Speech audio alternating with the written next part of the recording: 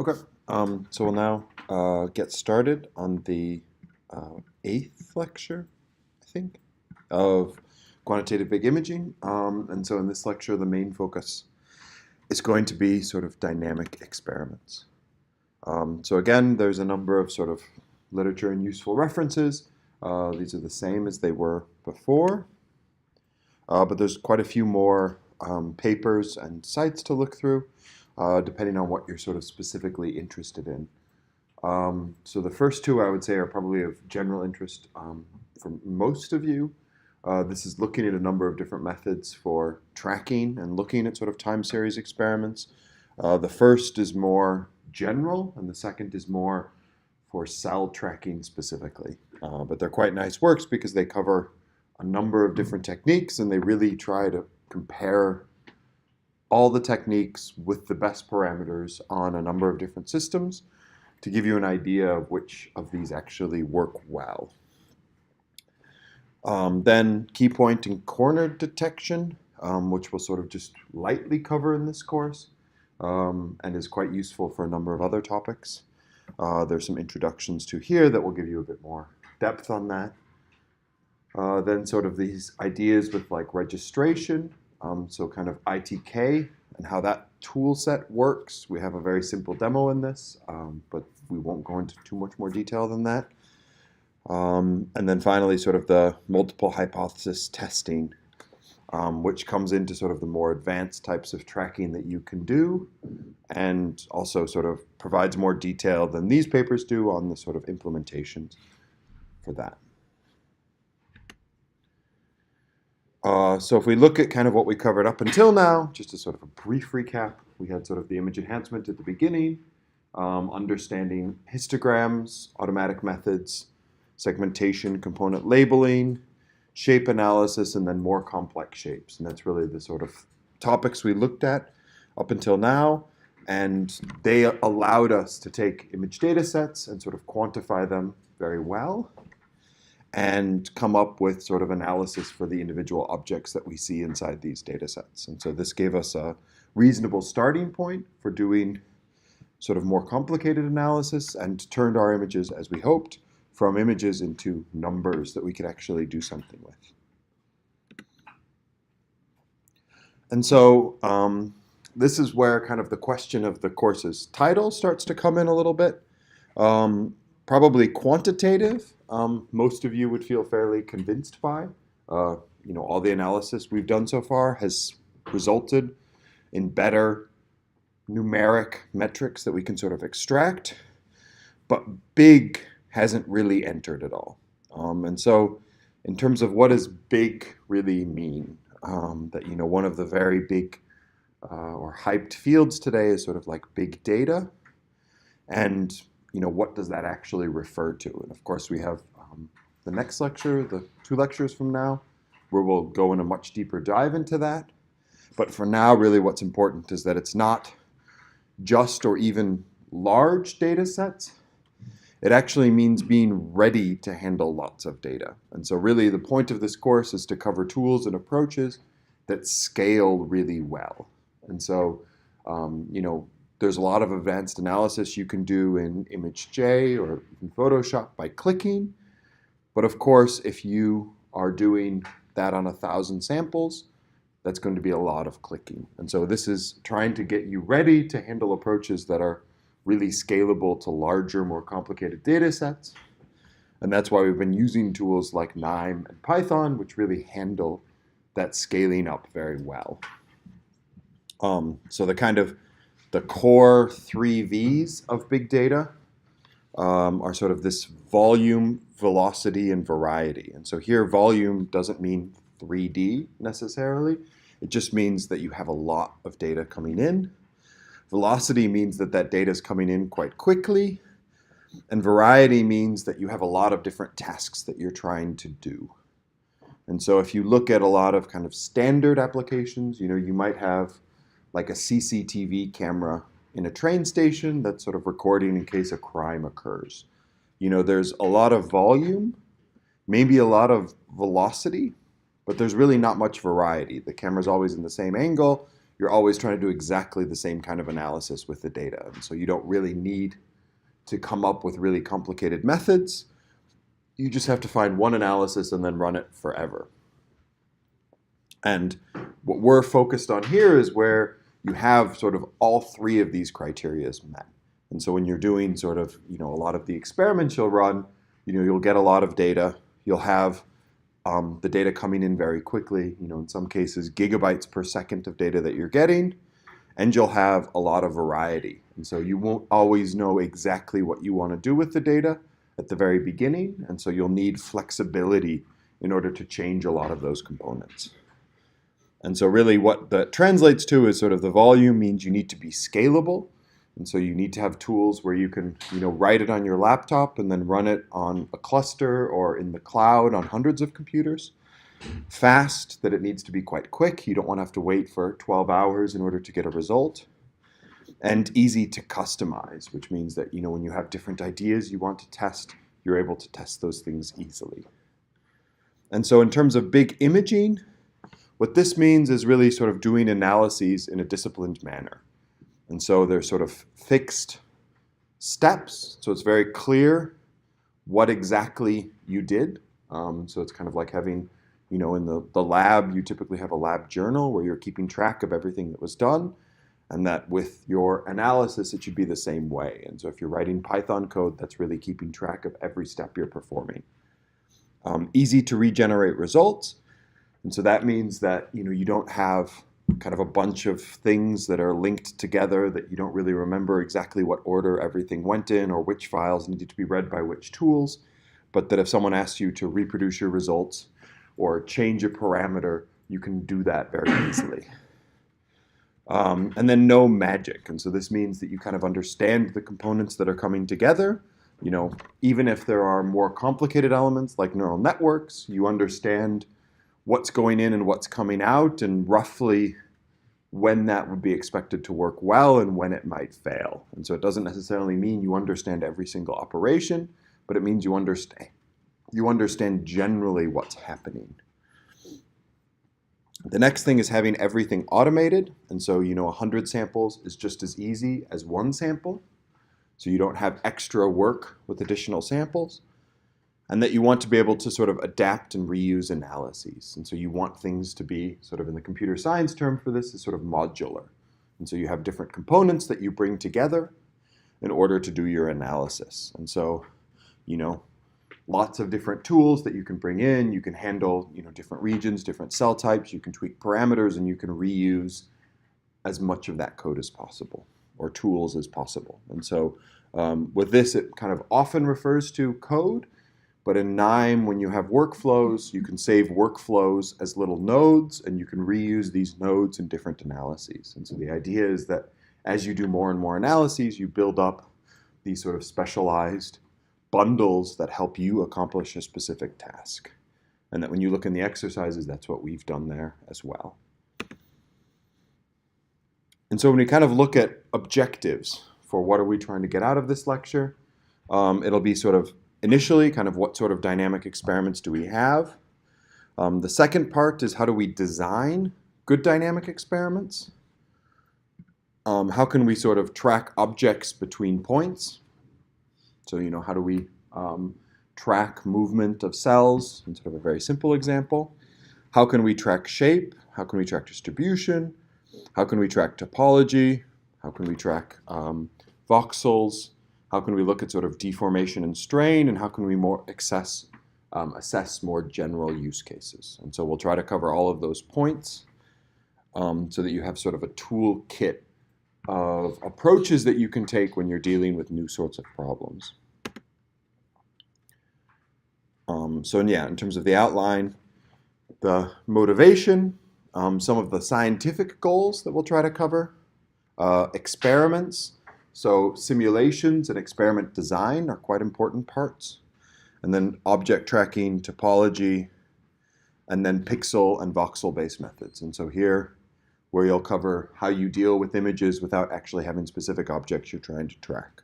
So transformations, and then finally, key point detections, and some general problems and examples. So kind of the motivation is that 3D images are already quite difficult to interpret on their own.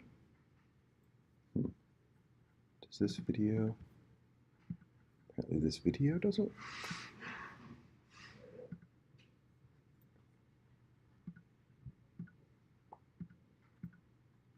Movies? Okay, well we have at least that one example.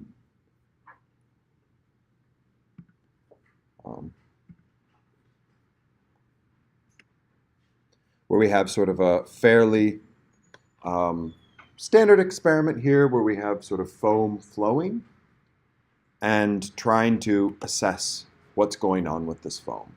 And so one of the things we'll be looking at is, how do the bubbles move? How does the topology change? And how can we sort of track movement across multiple frames inside this setup? This is, of course, a 3D example where you can see very easily it would be quite difficult to do by hand, but this also applies to 2D experiments as well. And so even when you're looking at just videos, it can already be very difficult to track and mark how single objects are moving or changing inside of 2D videos. And so we can say what it looks like, but many of the sort of really quantitative things that we're interested in are hard to extract. How fast is it going? How many particles are present?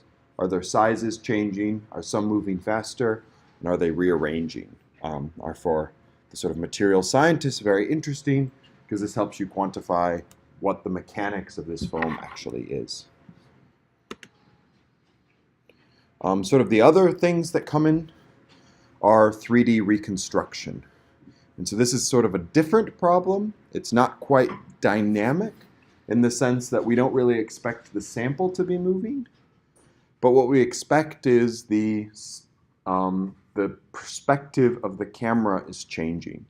And so for any of you who've been to a hospital or familiar with the CT scan, basically they just put you on a table and they rotate the camera around you. And so you sit or lie very still, and the camera rotates, taking a number of different frames and combining them together in order to get a nice view of your entire body. And then you can use that in order to reconstruct 3D slices.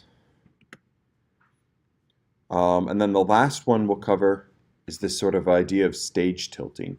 And so this is an example from sort of SEM microscopy, where you have a sample sort of mounted on a stage. You keep the camera fixed, and you rotate the sample a little bit in order to try to get 3D structures out of it.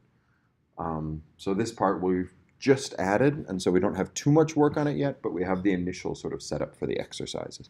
But these also sort of count as dynamic experiments, because even though nothing in the sample is changing, we want to be able to track how points are moving, because that gives us information about 3D structure. So that points that are closer to the camera don't move very much, and points that are further away, and this one will end up sort of moving more. Cool.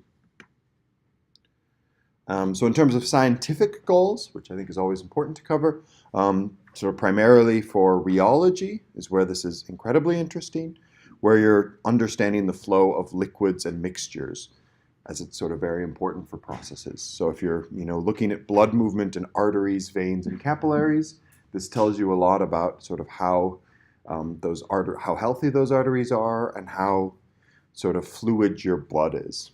Oil movement for porous rock is quite relevant for oil drilling companies because, particularly with techniques like fracking, it's quite important that you can actually get the oil to move through these different types of rocks, and sort of knowing what kind of rocks are there and how fast oil can move is a quite useful thing to be able to quantify.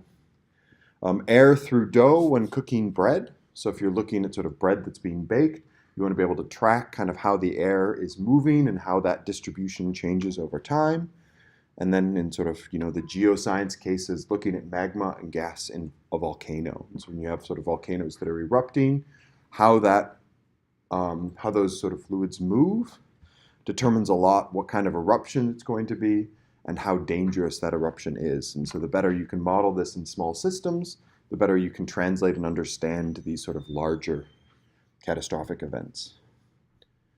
For sort of deformation, it's similarly important. It's kind of sort of a more specific subset of rheology that, if you're looking at artificial heart valves and you have a large amount of sort of strain or deformation on the red blood cells as they go through this valve, then you're causing a situation where a lot of them will rupture. And that's, of course, not good for the health of the person, that if a huge number of your red blood cells are rupturing, even though your heart's technically working, it's not providing you with oxygen all around your body because the cells aren't there. Microfractures growing into stress fractures in bone. And so being able to quantify sort of how the small changes in shape in bone affect the sort of strain that's being felt by it. And then sort of toughening in certain wood types. And so with wood, as you apply more strain, you get different sort of changes that occur. And so the first step of any of these analyses is sort of proper experimental design. And so the reason we have to really think about experimental design is that in any real setup, we have a limited field of view, a sort of finite voxel size, a maximum rate of measurement, and a sort of non-zero cost for each measurement. And so we always have to make kind of trade-offs between, how much damage do we want to do to the sample, how many, what resolution do we want to see things at, how long do we want to run experiments for, in order to capture the system-level behavior well. And so, with, CT scans, of course, this is quite easy to measure. Each time you get a CT scan, you get a radiation dose, and you can't give a patient more than a certain amount of radiation dose. And so if you're trying to track the progress of cancer, you maybe ideally would scan them every day, but if you scan them every day, you're going to give them such a huge dose of radiation that they're going to get another kind of cancer just from your imaging experiments. And so deciding what the right rate to measure them at is quite important. Furthermore, with like voxel size, when you're doing certain types of experiments, if you want to see very small changes, then you'll want a really, really tiny voxel size, but that means you'll be sort of blind to larger changes that are going on, because that means your field of view will be much narrower, and so you'll see small movements very well, but if there's a large movement, you won't be able to track anything that's happening in it. And so here, sort of if we measure too fast, we'll end up with kind of sample damage if we're using something like X-rays or sort of electron microscopy. We might miss out on long-term changes because we have sort of 10,000 data sets in 1 second, and then we won't see any of the dynamics that occur over minutes or hours. And we often end up with much noisier data. And so as you try to measure more quickly, the noise in your detector tends to increase, and so it becomes more difficult to post-process it. And so at some point, the data becomes so noisy you can't really do any analysis with it, and then you might have really fast data, but you don't have any of the things you're interested in. Too slow means you'll sort of miss small, rapid changes. And so if you're trying to measure those can be quite difficult. You then also quite frequently end up with blurring or other motion artifacts. And so if things are moving during your exposures, you'll end up sort of blurring those out.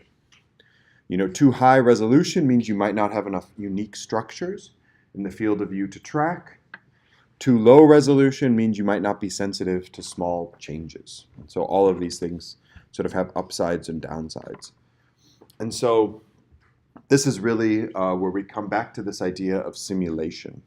So in the earlier lectures, we talked about, how can you test imaging pipelines? How can you know if you're removing important features from your images? And that was using these sort of simulation approaches where you take data, you add what you think is noise and what you think is sort of signal, and then you try to process it and you see what comes out. And so where you know exactly what you did to it, and you know what you want to remove and what you don't want to remove. And the same thing works for these sort of tracking experiments where you can simulate the whole experiment based on sort of what you already know about the system. So of course you have to have some initial measurements or other papers from other groups which give you an idea of how your system is supposed to behave. but then the rest of it you can try to come up with a simulation to do so that you can actually get a feeling for what changes in your sample are actually happening and how this looks. And so basically what we need to kind of start with is we have, an original cell image, a fairly simple example, where we were, first we try to get rid of the noise in the image. Those were the first lectures. We then sort of analyze the shape using sort of shape tensor and some of these other tools. We then, separated cells that were joined together using something called watershed. And now we've sort of made metrics characterizing shape and distribution and skeleton and some of these other things. And now we have at least a few different samples, a large number of metrics, and almost as many parameters to tune. And the question is kind of how do we do something meaningful with it? And so here we take sort of a basic simulation, which would be a number of circles in a plane. And so here we have a super simple example where we have 8 cells in a 14 by 14 image. So of course this is much smaller than anything you would probably do yourself, but this is just to make it easy to visualize exactly what's going on. And so here we have the cells in our image, and now we can start to do some analysis. And so here we'll say, let's say the cells are all moving at the same speed, sort of to the up and to the left. And so we can quite easily, make a number of different frames by just shifting over the image one step each time. And here we kind of show that output as an animation. And so ideally in the system, what we've done is we've figured out how big our cells are in the real image, and we've made these blobs that we have the same size. And then we've figured out how fast the cells normally move, and we've used that to calibrate how fast that speed should be. And so now we can do kind of threshold component labeling, shape distribution analysis.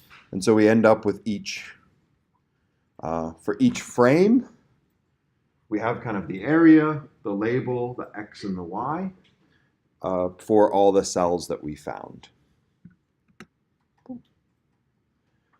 And so what we can see here is that, frame 0 is this bottom frame, and all the frames are kind of plotted on top of each other. So we can see all the different groups, and now we can see if it's possible to track the samples that we're interested in. And so we know the motion in the above sample is -1, -1, and so that means whatever our analysis does, it should ultimately give us that result.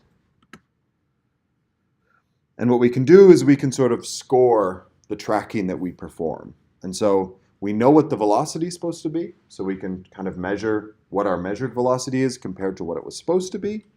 And since we actually know where each sample went, we can also track sort of the accuracy of how well the tracking worked. And so, there again, we can have sort of true positives, false negatives, true negatives, where we can quantify how well each sample was able to be tracked over the course of the experiment. Now for what tracking approach we actually use. The simplest one, which is one we've covered sort of a number of times already, is this sort of nearest neighbor. And so this is where we have all the cells in a given image. And when we try to find where each cell matches to in the next image, we take the position of the cell in X and Y, and we find the position of all the cells in the next image, which one is closest to the one that we have. And so you go through one at a time for each image in order to find which one that matches to best. And so this is really the simplest approach. And so you basically say, I assume the sample or each image, each cell will be exactly where it was before, and I'll take the closest thing to exactly where it is before as my guess. And so this is a very simple method. There's no multiple hypothesis. There's no neural networks or probability or any complicated assessment. It's just what's the closest cell to where I was before. And so that's also then quite easy to implement. And so what we have is we have sort of frame 0 and frame 1. And so all the black points are from frame 0, and all the red points are from frame 1. And what we can see is that sort of for each black point here, we calculate the distance to all of the red points in the image. And what we see is that, this is the shortest distance by far, and so this is the point that we track to. And so by calculating all of these distances, we come up with a fairly reliable way of tracking all of the cells in our system. And that we can output sort of, label 0, label 1, x0, x1, and then keep track of the distances, and then only keep the shortest distance for each one.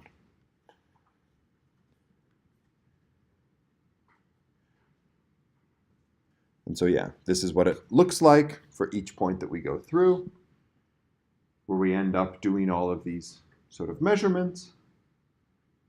And we see for sort of the rightmost points, it's very, very clear. So for these points, there's only one nearest neighbor it could possibly be. But for some of these points, it's a little more ambiguous because this point and this point are very close to the sample. And so if we always sort of take the first point here, we end up with, a fairly clean, simple tracking for what we wanted to do. We can now run this over sort of multiple time steps and see that it works quite reliably to track our samples to the upper right corner. So we match every cell perfectly, and we're able to get the velocity and everything else correctly. And so what we can do here is we can easily go back and tweak the original parameters in our system to sort of come up with a more complicated analysis, a sort of larger spacing, a bigger gap between the samples, and tweak all of these parameters to match what we actually see in our experiments. And so in this, we had sort of fairly simple examples, but of course in real experiments, we have much more complicated ones. If you're interested in this,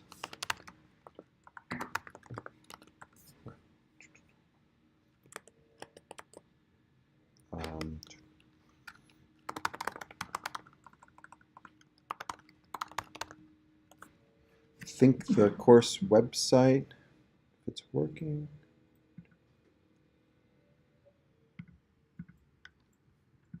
Where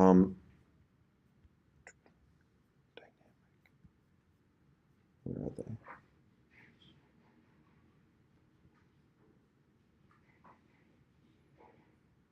Yeah.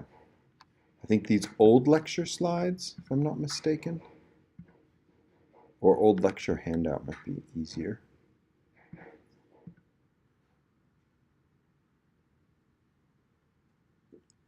Had many more detailed cases that you can go through that were then all done in R. And I left them out because they make it quite a bit more complicated to kind of visualize. But if you're interested in them, you can go through them. And that here we had sort of the same idea where we had a number of different experiments. One was sort of moving straight up.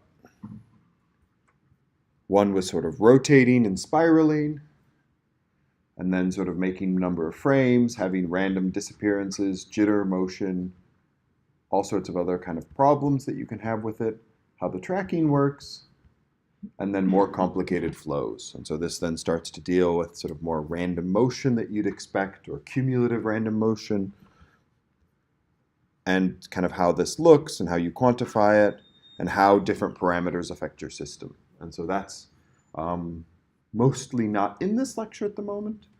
But if you're interested in going into more detail on that, you can go to the old lecture slides where they have that in much more detail.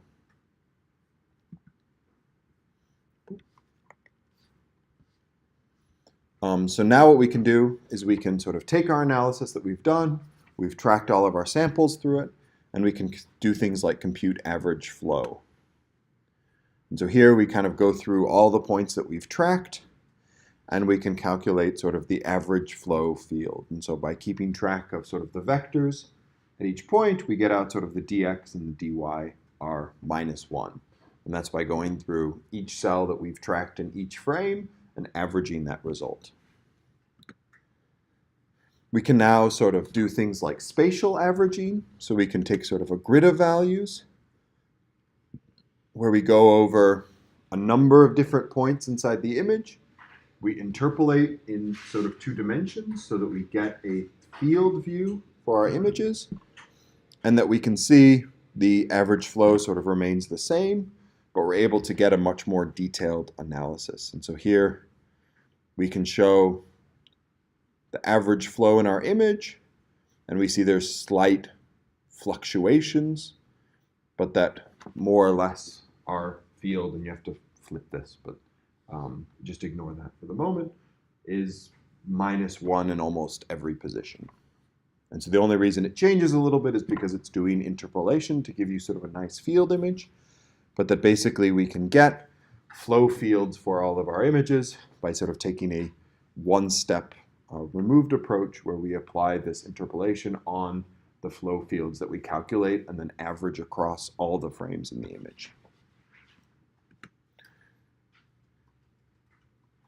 And so here we can take sort of the average at each time point, where we can now look, how did the flow change as a function of time, where we then just group by time and show the mean dx and dy.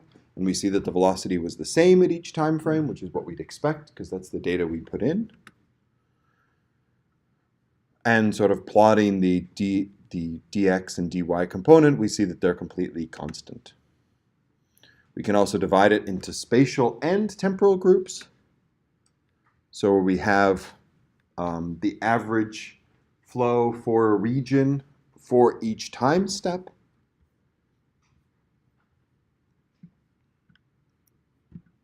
Which for whatever reason doesn't show up here, but basically it just shows us that we can split our data into spatial groupings and temporal groupings to show both of those plots at the same time. So when it sort of becomes problematic is when we start to look at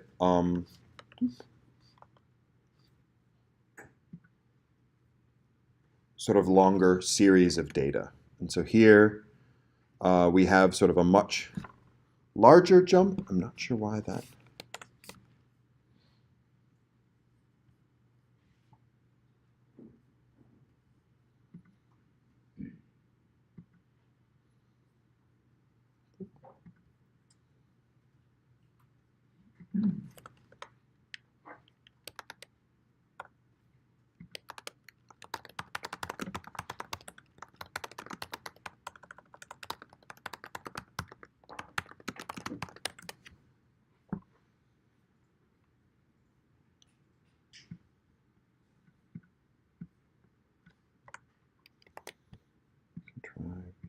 I'm not sure why those don't show up.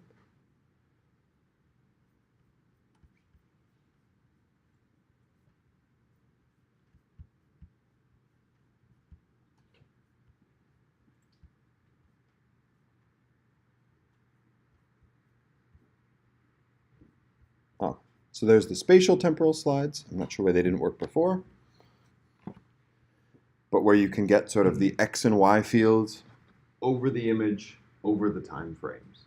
And of course, the problem is we have so few cells in this image that you end up with sort of frames and regions that have no cells inside of them, which mean that, of course, you can't estimate what the velocity is because you have nothing to track. And so this really can only be used when you have lots and lots of samples moving around, but that's not what we have in this case. So in longer series, we have here examples where it sort of jumps a lot higher and then it goes up and ends up sort of wrapping around the bottom edge. And so these frames then become slightly more difficult to track. And so this is kind of our ideal tracking. And so this is what we actually did to the sample positions. And you see that there's issues because it sort of For this frame, it doesn't know that it can go up, and so it finds the closest point, and the closest point is below. And so you end up with vectors that kind of don't represent what the actual flow looked like because it always tries to find a nearest neighbor. And you also see that it maps 2 points here, just pause it, to the same point. So we are starting to see kind of the limitations of the kind of simple nearest neighbor approach, that it's quite clear that both of these can't be going to the same point, and that this is very unlikely to be this point. And so if you had to pick, it'd be quite clearly the closer neighbor to it, and that this just goes outside of the field of view and we kind of ignore it. But that right now we haven't incorporated that in our approach. And so both of those are things we can leave out. And so the first would be, you can only match one cell to one other cell. You can't match two cells to one cell. And that after a certain distance, you shouldn't try to match a cell anymore. So there's only a certain amount it can jump where you still want to try to track it. And so here, we can try to do sort of those average velocity views again. We can switch back to this mode.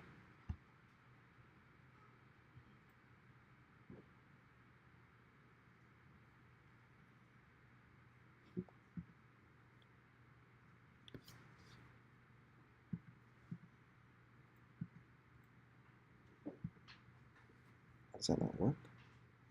Anyways.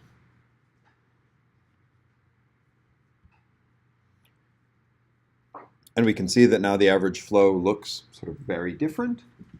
And we also have representations of the flow that are quite sort of erratic looking. And so even though our flow was very constant, because we had sort of these problems where the cells moved off screen, it ended up getting sort of very varying values.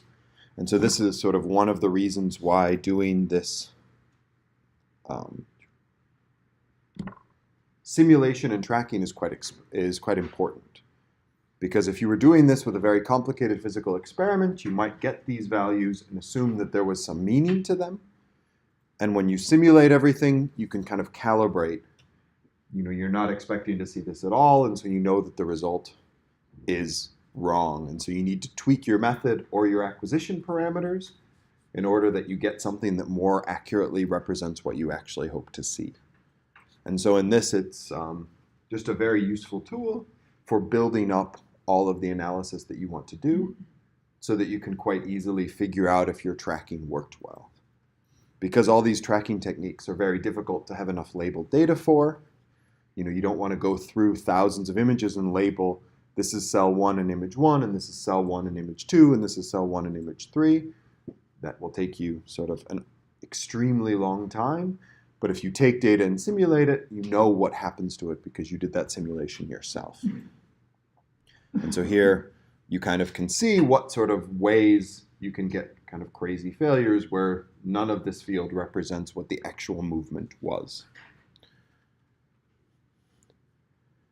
And so similarly, we have, if you break it down by time frame, we see that, in the 0th, that most of the frames actually worked quite well. So when we look at the motion again, we kind of had a fairly, it went over, and then it went up, and then it went over, and then it went up.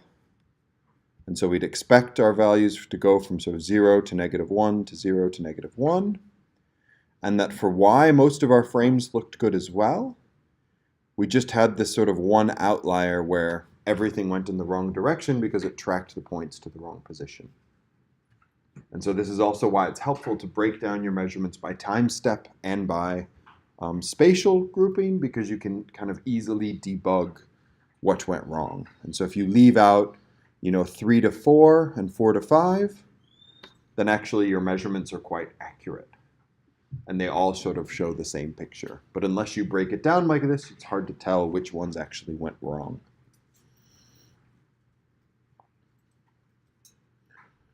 And that, yeah.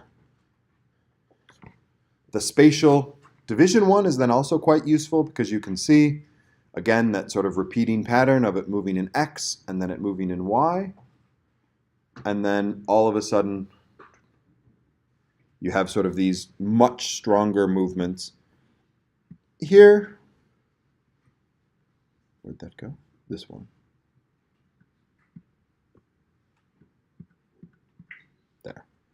Where, this motion in Y doesn't look like any of the other frames you had before. And so some of it's positive and some of it's negative.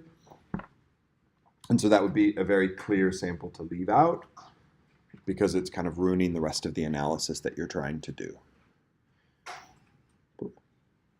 So again, you can make all of these things more complicated by sort of adding random appearance and disappearance, jitter, motion noise, and kind of tweaking how your results work. And that one of the things that you see kind of fairly quickly is sort of the limits of tracking. And so as you increase the number of samples that you have, or the number of cells that you have in your image, it becomes much more difficult to track them. So if you have, a huge number of cells, it's a lot harder to know which cell moved in each place. And so the density of the cells is kind of one of the key parameters you have to focus on. And then the flow rate. And so if your cells are just moving a tiny amount in each frame, you can afford to have a much higher density because, the next or the closest cell to the current cell in the image is most likely to be its match. But if you have sort of a fast flow rate and a really high dense packing of cells, then it becomes very difficult because, cells are jumping over long distances and trying to track them reliably becomes very tricky. One of the other key factors in this is sort of this particle uniqueness. And so if your particles all look unique, then you can potentially use not just the position, but also some of the shape characteristics as part of this nearest neighbors in order to match them up well. But if each particle looks completely looks the same, it becomes difficult. You can't add size or radius or something like that in your tracking metric. Similarly, if particles are disappearing all the time, then you need to have a tracking method that's able to take into account that a particle might disappear. And so, a cutoff on your nearest neighbors or some metric like that. And then finally, sort of jitter. And so if your samples are, like our first experiment, all moving in the same direction, it's then quite easy to track them because you can kind of take the average velocity and instead of using nearest neighbors, you say my initial guess is this average velocity rather than my initial guess is the same position as it was before. But if there's lots of jitter in your system, then you don't have a very good initial guess. And so it doesn't help you solve that problem. And so ultimately what this helps us do is sort of design our experiments better. And so, if we want to decrease the flow rate, sort of get the samples to move more slowly, we can either increase the acquisition rate or, decrease the pressure on the sample. So if it's cells, of course, you can't really change very much how fast they move. Maybe you could try putting them in a different medium or a stickier substrate, but you can change the acquisition rate of your camera. And so if your acquisition rate's faster, then the amount the cells move per image is lower. Similarly, with kind of resolution, by zooming in or zooming out, you can change the density of your image. But then again, you also kind of affect your appearance rate and your disappearance rate. So as you're zoomed out from the image, things can disappear a lot easier. And that, different perspectives will change what you see in this. Similarly, your experimental parameters, the pressure, polydispersity. And so if you're trying to track sort of spherical particles, having everything the same size makes it quite difficult to track them, and having everything different sizes makes it a lot easier. Vibration and temperature will affect jitter. So if your samples are very cold, they're less likely to take sort of jittery pathways. And then sort of your mixture will affect density. And so you can often just dilute your samples to have a lower density of samples that you're looking at. And so if we take sort of input from simulations, we can build up new models and see how they look and try to track samples across multiple time steps. So I think we'll take a quick break here and then finish up with the rest of the designing experiments and then the image-based approaches in the next part. Are there any questions on the first? Okay.